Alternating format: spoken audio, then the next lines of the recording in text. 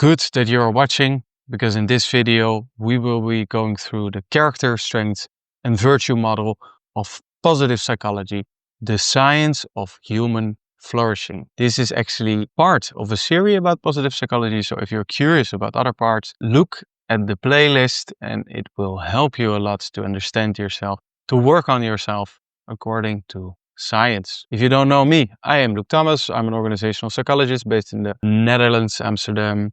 I also graduated at the University of Amsterdam.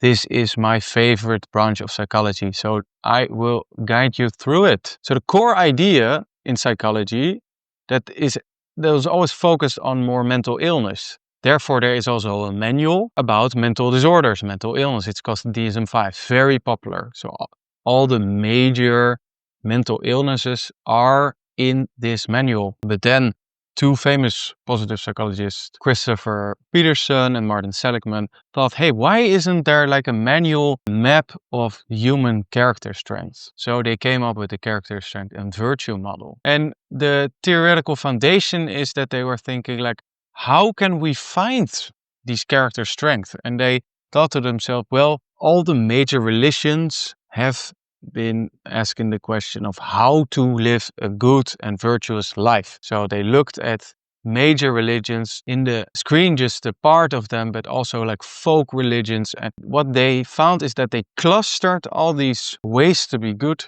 virtues, but also strengths in a periodic system, which is also used for chemistry, but then for human strengths. And they came up with 24 character strengths, and they organize them under 6 core virtues. And these virtues are the following. So these are the higher level categories: wisdom, courage, humanity, justice, temperance, and transcendence. And some people have a natural tendency to, for example, score higher on this wisdom list, or score higher on the temperaments, or have more of a interest, virtue seeking about humanity. And this differs person to person. Then they also, through all sorts of statistical analysis, they came up with these strengths of character. And this is more concrete. So what do you do? In what situation do you act out or not act out? And they clustered them according to these virtues. And this looks like a lot, but I also took this model from this website if you are curious about it, to give them some reference. And here you can see, so these major courage is included through zest, bravery, honesty, and perseverance.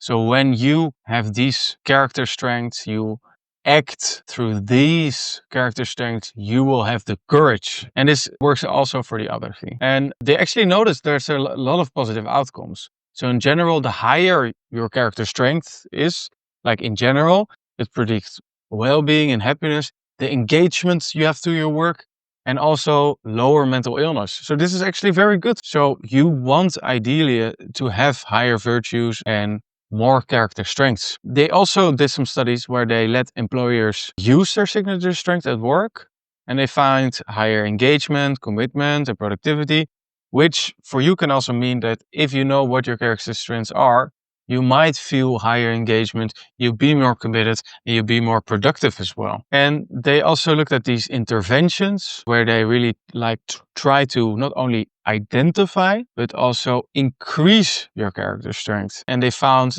again, increase in well-being, but also job satisfaction, personal growth. And also it had a big influence on the group cohesion as well.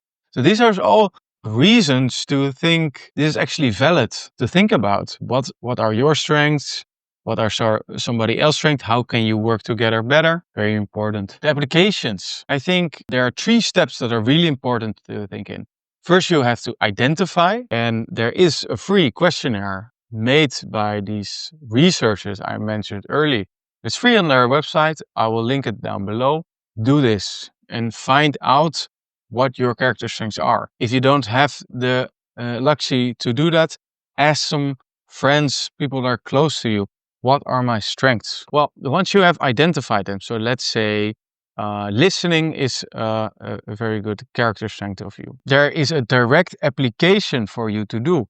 Maybe in your life you can directly apply it to get some quick gains. And you could say, well, okay, well, then I've applied my strengths. It stops there. I would argue that there's another step, and that's aligning your life according to it. Once you align your life according to it, you will create situations that are more easy for you, where you're better, and you will also reward it in whatever way. So this is very important. Identification, application, and then aligning your life according to these strengths. So don't make the mistake of focusing too much on what qualities don't I have and I need to fix my shortcomings.